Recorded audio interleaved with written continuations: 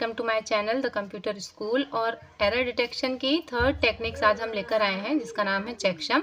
Checksum method क्या होता है? देखिए, चेकसम मेथड में सबसे पहले जो डेटा सेंडर के द्वारा सेंड किया जाता है उस डेटा में जो नंबर ऑफ सेगमेंट्स होते हैं, उन सेगमेंट को हम क्या करते हैं, ऐड करते जाते हैं। ऐड करने के बाद जो सम मिलता है हमें, उस सम का हम क्या करते हैं, वंस कॉम्प्लीमेंट निकालते हैं। और वो जो वंस कॉम्प्लीमेंट की वैल्यू होती है उसे बोलते हैं चेकसम। तो सेंडर उस ओरिजिनल डेटा के साथ उस चेकसम वैल्यू को सेंड करता है रिसीवर के पास। तो यही इसमें लिखा हुआ है। Firstly the data is divided into k segments each of m bits on the sender's end. The segments are added using ones complement arithmetic to get the sum. The sum is complemented to get the checksum. The checksum segment is sent along with data segment.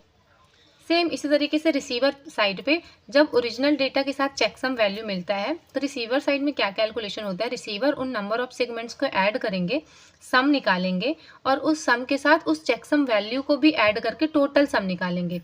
Total sum निकालने के बाद उसका once complement निकालेंगे, और अगर once complement में all values जो है वो 0 है, इसका मतलब उस डेटा में किसी भी प्रकार का कोई एरर नहीं है और वो डेटा एक्सेप्ट कर लिया जाएगा। यही इसमें लिखा हुआ है। At the receivers end all received segments are added using ones complement arithmetic to get the सम.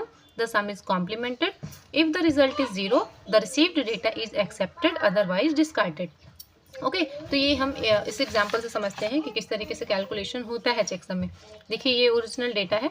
यहाँ पर नंबर ऑफ सेगमेंट्स जो है वो 4 दिए हुए हैं। हर सेगमेंट में वैल्यू दी हुई है, हर सेगमेंट में नंबर ऑफ बिट्स जो है वो कितनी है, 8 है। तो k equal to 4, m equal to 8। तो पहले सेंडर साइड का कैलकुलेशन देखिए क्या होगा। यहाँ पर ये जो वन सेगमेंट और सेकंड सेगमेंट की वैल्यू है, इनको हमको लिख लेना है। इन दोनों को हमको ऐड करना है बाइनरी एडिशन के थ्रू। ठीक है, बाइनरी एडिशन किस तरीके से होते हैं, इसका मैंने एक शॉर्ट बनाया है, आप चाहें तो देख सकते हैं। इनको हमको क्या करना है, बाइनरी एडिशन के थ्रू ऐड करना है। तो सबसे पहले देखिए, 1 + 0 1, 0 + 1 1, 0 + 0 0, 1 + 0 1, 1 + 0 1, 0 + 1 1, 0 + 1 1, 1 + 1 यहाँ पर 0 और ये चला जाएगा कैरी। ये कैरी जब यहाँ पर आएगा तो इसको हमको इसके साथ नहीं लिखना है, इसके साथ यहाँ नीचे लिखना है। ठीक है, क्योंकि ये ऑलरेडी 8 बिट्स का डेटा है। अगर हम इस 1 को यहाँ लिखेंगे तो ये 9 बिट्स का हो जाएगा। तो हमको इसको क्या करना है, 8 बिट्स में ही सेंड करना है। तो इस 1 को हम क्या करेंगे, नीचे लिखेंगे। अगेन कैलकुलेशन करेंगे बाइनरी एडिशन के थ्रू। तो हो जाएगा 1 + 1 0 कैरी 1, 1 + 1 0 कैरी 1, 1 + 0 1, ये 1 1 1 1 और ये 0 + 0 0। तो अब ये हमारा सेकंड सेगमेंट का नया वैल्यू हमको क्या मिल गया है, ये।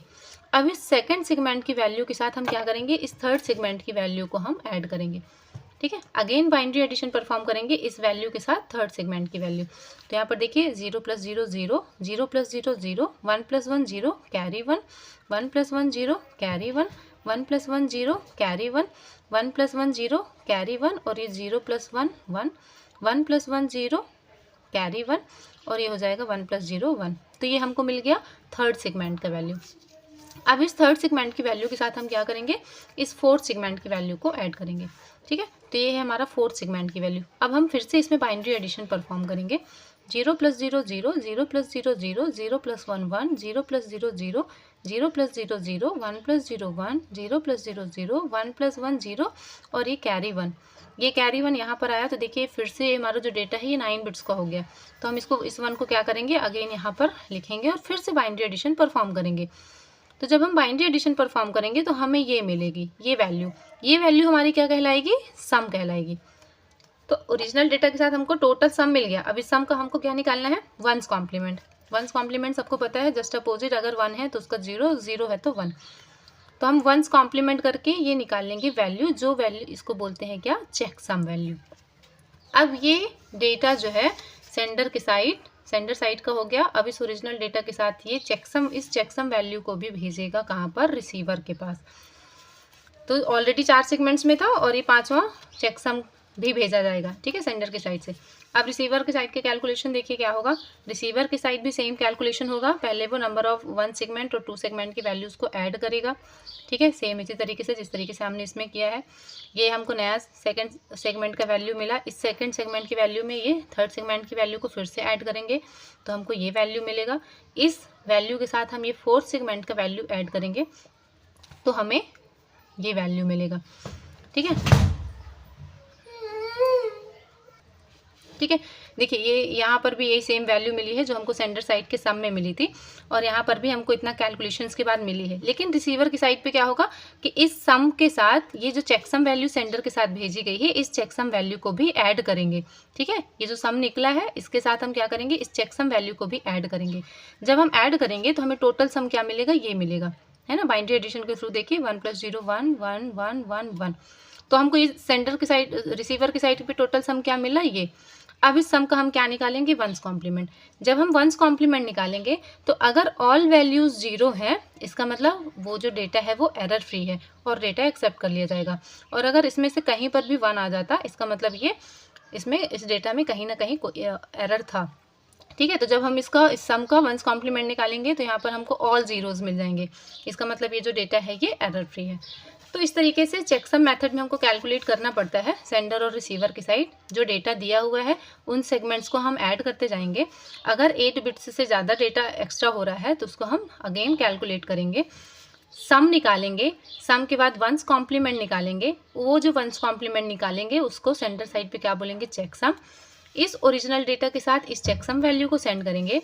रिसीवर साइड पे अगेन वही कैलकुलेशन होगा जितना सेंडर साइड पे हो रहा था, लेकिन जब ये सम निकलेगा इस सम के साथ हम इस चेकसम वैल्यू को भी ऐड करेंगे, और जब इस सम के साथ चेकसम वैल्यू को ऐड करेंगे तो हमें टोटल सम मिलेगा।